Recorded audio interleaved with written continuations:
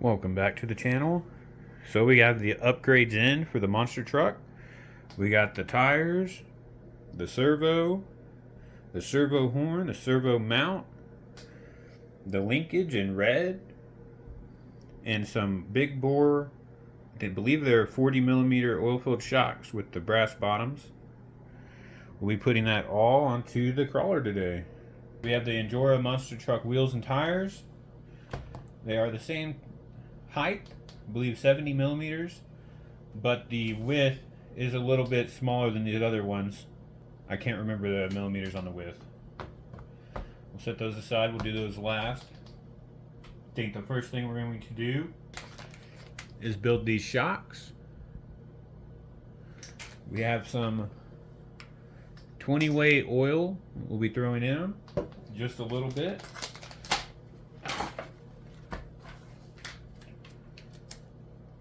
I think I will be going with the softest spring, which should already be on there.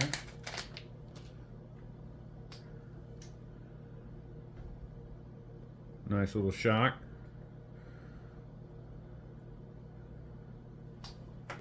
You know, the only thing I wish these were color coded, because they're like, oh, light color, dark color, and they all look the same to me.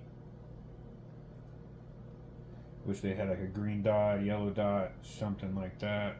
Or just put them in separate bags with what if they're soft or hard. Yeah, I think these are the softest ones that are on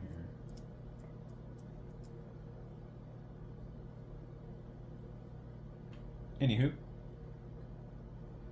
went ahead and thread this out so I can have a good hold on the base of the body.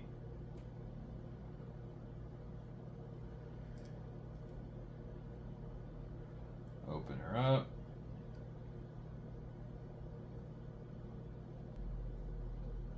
So actually, I'm just going to take that bottom off, thread this up all the way so I can make sure this bottom, yeah. So you want to make sure that bottom piece is tight. Just hand tight's good enough.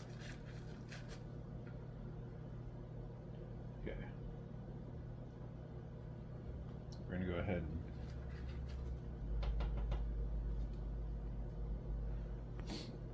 alright, now we're just going to fill her up.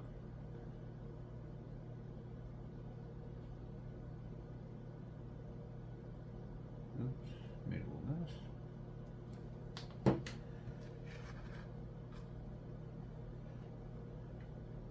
Push the rod slowly up.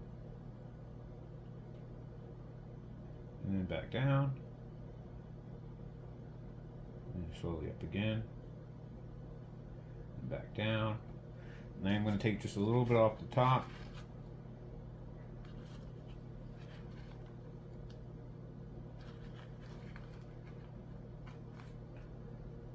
Back up. And back down. Down.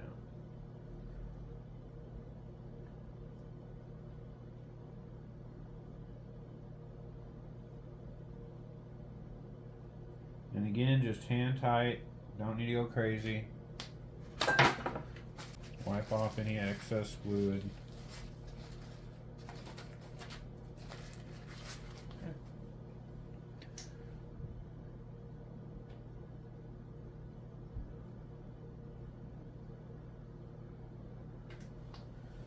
Put our shock back on.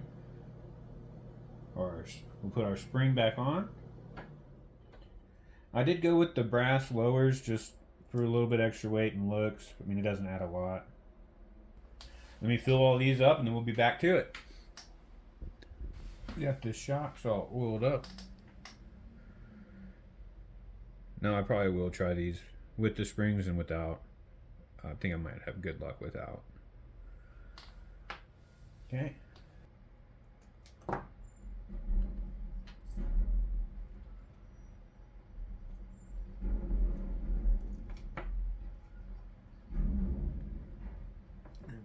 This guy off. Probably unscrew it because I think the new one comes with new ball studs.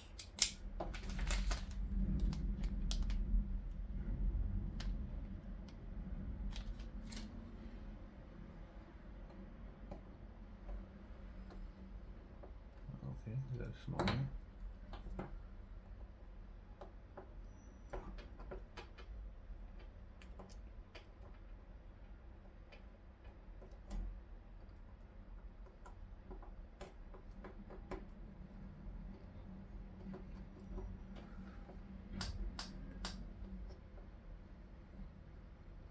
Okay.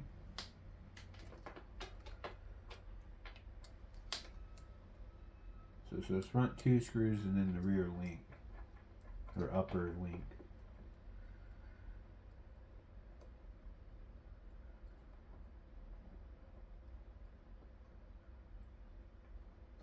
Okay. And voila, off. New one with a very long wire.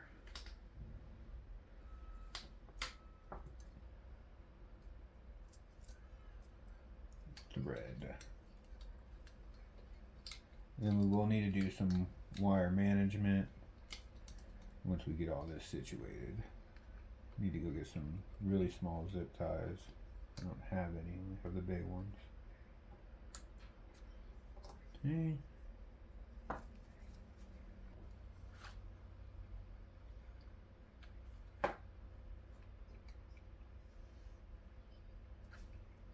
Put that upper link.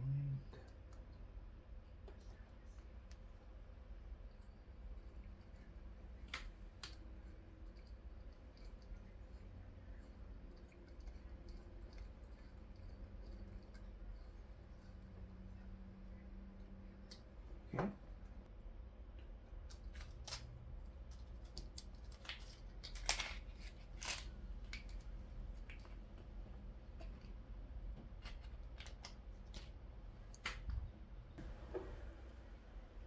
Looks very nice.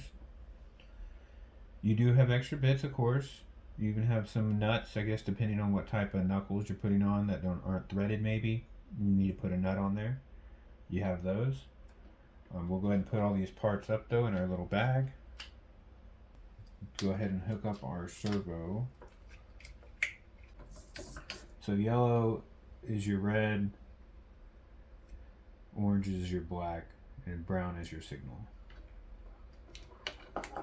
Okay, so we are zeroed out. We can put our horn in the middle. Push it on.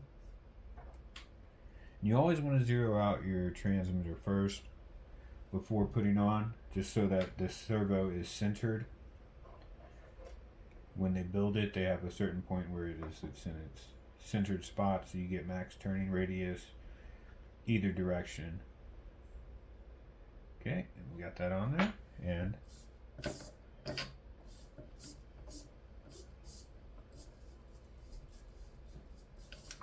okay. And it looks like this will go into the back side of it.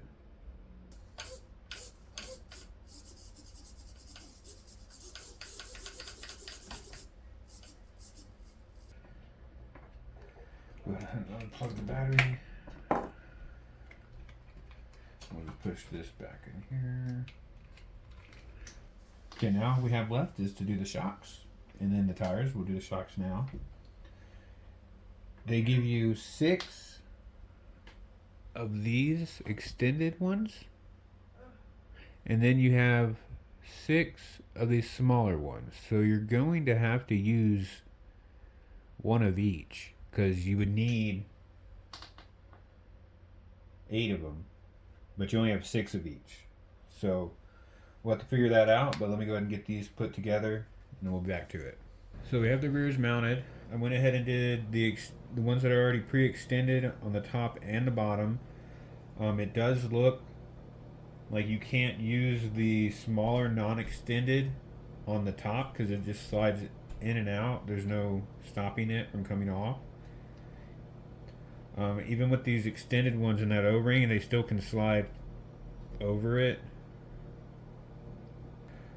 I did take the the springs off of the rear. As you can see though, it should still do fine. We'll obviously see once we have the tires on and everything, but I think it's going to do fine without the springs on there. So now we'll move on to doing the fronts. So one thing I wanted to touch on with the rears again is that now you can see that there's clearance in between the motor in that lower link where before there wasn't, and it's no longer, it's just that full compression is when it actually touches the motor now. So those shocks helped out a lot. Also with the shocks at full compression, they are just about as long as the extended ones that we had on there previously, which I believe are just the stock height, just made on aluminum. We have the fronts on.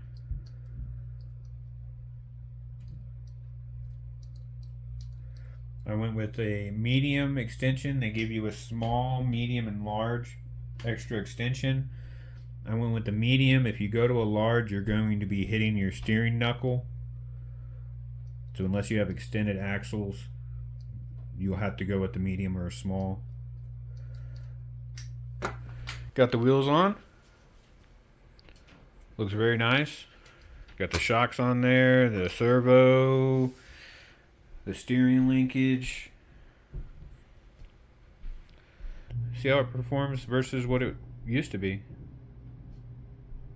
And then we'll get her back on the rocks and get some more videos. Maybe take out that C10 chassis just to run it over. Maybe some other die-cast 1/24 scale items and do monster truck things with it. Obviously it's not fast. It's still a crawler.